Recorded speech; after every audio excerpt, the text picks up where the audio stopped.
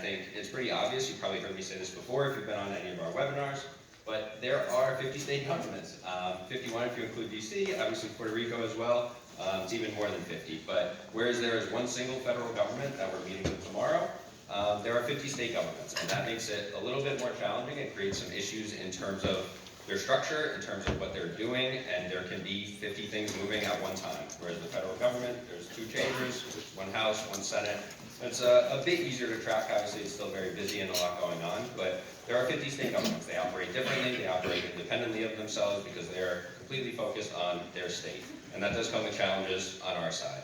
And a big part of building this program is figuring out and building systems that are going to allow us to accurately and effectively navigate those different governments. So what is the future of LFA state advocacy? LFA has been doing state advocacy for as long as there has been an LFA. I think that's the most important point here. This is not something that we just started doing. This is something that we have started to put much more of a focus on because of the importance it has taken in recent years. The future of LFA state advocacy is getting to a position where we can be a lot more proactive about our state advocacy. Previously, because of the bandwidth that it takes to effectively do state advocacy, because